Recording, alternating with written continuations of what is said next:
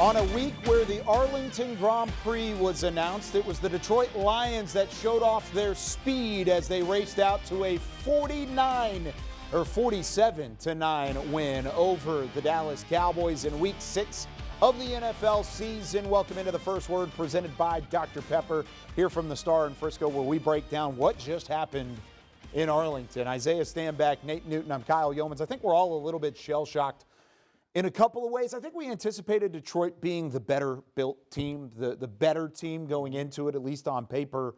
But I don't think any of us really anticipated the magnitude of what was going to happen in this ball game. Yeah, magnitude is a great word, Kyle, because I'm not sure where this registers on the Richter scale, but it was pretty high. It was pretty high. Almost 500 yards of offense allowed. Almost 50 points allowed. Turnovers galore offensively. Well, we had 2 or 3 interceptions, 2 fumbles, 5 total turnovers.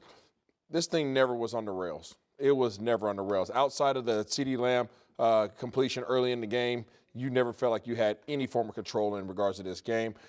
You were outmatched. You were outprepared. You were out-physicaled. At this point, I mean, there was nothing about this game that made you feel as if you were a better unit, a better team, a better moment at all. Detroit Lions owned you in this game. You know, I knew coming in that this offensive line of Detroit was very, very dominant, and they took advantage of us. But where I thought we would gain some traction was with our offense. 3 of 13 on third downs, 23%, 16 first downs, 53 yards rushing. Like you said, 3 interceptions. Time of possession was only 25 minutes. That's bad. That's bad, and Coach McCarthy's going to have a lot of time to think about this going into this bye week. It was just an ugly game. And defensively, once again, this has been our problem for over 6-7 years now. As teams just come in, if they want to take advantage of us, they rush the ball for 184 yards, 35 minutes of time possession. That's not going to work. 36 carries. When teams of equal or greater talent come in here, and we at our home front, and if they want to have a great chance of winning, they just take off running the ball, and that's got to stop. Yeah, 4 straight losses at home, including the playoff loss to Green Bay. So things not looking good at AT&T Stadium at the moment. And it's nothing about home field advantage or crowd or whatever it may be. A lot of it is schedule. You faced a hot team in the Saints. You faced one of the best teams in the AFC in the Baltimore Ravens. And this is one of the better teams in the NFC in the Detroit Lions. But if you're going to get where you need to go, Isaiah, where you're going to an NFC title game, you're going to a Super Bowl, you've got to beat teams like the Detroit Lions. Yeah. This one didn't build any of that confidence moving forward. Out of all those losses that we talked about already, the 4 straight, is this one by far the most significant? Oh, yes, absolutely. I mean, you start talking about teams, comparing yourself against teams, especially in the NFC, it's a right? benchmark, And you faced some really good teams this year. Listen, this schedule sucks, right? But it is what it is, right? You got to face who you have to face, and then you take it week by week, and you hope to make sure that that you go into these games healthy, that you go into them as prepared as possible, and give yourself the best chance to win ball games. And you are. It's comparison. You are going to compare yourself to these teams, to these organizations. You didn't expect it to be this much disparity between yourself and a team that you just beat a couple months back. Right, you just beat this team, right, last year. Now, you could say it's a different year, that they're a little bit better, all those things, but not 47-9.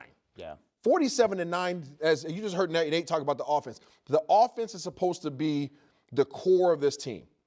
I'm going to repeat that. The offense is supposed to be the core of this team. You had 0 touchdowns. 0 touchdowns. Defensively, I don't know where this defense lands right now. I really don't know where this defense lands. I truly believe that ever since the departure of Dan Quinn, this team has been searching for its identity defensively. Obviously, you bring in Mike Zimmer, and, the whole thing is about, toughness and discipline, because everybody feels as if Dan Quinn had an undisciplined defense. In reality, it was a change that had to happen. Dan Quinn left, you had to go get somebody else, and you have to rest your keys on something, right? So obviously you bring in somebody who's a tough coach historically. But the reality is this team they haven't bonded, right? Y'all can think about Avatar. They haven't bonded with Mike Zimmer, okay? It just hasn't happened. And I'm not sure where this leaves him or this defense right now, but something drastic has to change, because it's not going to get easier. You're going to face teams that aren't necessarily as explosive as this team, but teams that can put us some doggone points.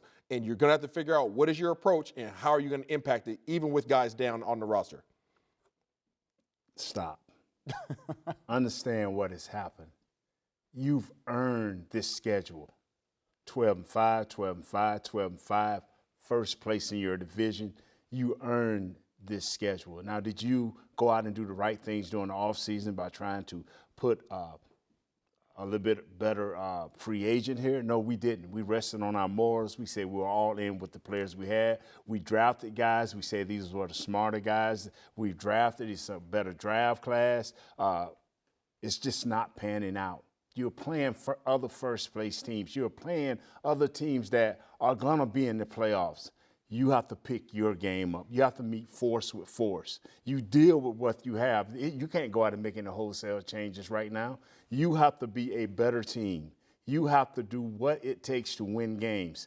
I don't care who you are, what you do. When you go 12-5 and you win your division, you've earned the right.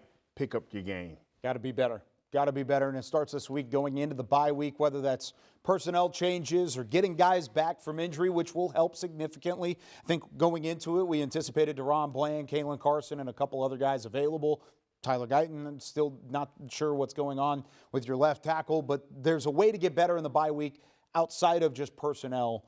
But either way, you're coming on the other side of that with the 49ers, the Eagles, the Texans, and the Falcons, not particularly in that order, but those are the next 4 games. So let's take a look at the final stats as we say goodbye here on the First Word presented by Dr. Pepper. These final stats, 47-9, presented by Miller Lite. The Cowboys going into the bye week, they are at 3-3, season not over yet, but there's a lot that needs to be fixed here in the next couple of weeks. We've got Cowboys OT coming up next, streaming live on DallasCowboys.com and on the Cowboys social channels, followed by Cowboys Game Night, where Isaiah Stanback will break down some of the more significant plays that led to the Cowboys' loss in Arlington. For Isaiah Stanback and Nate Newton, I'm Kyle Yeoman saying so long from the First Word presented by Dr. Pepper.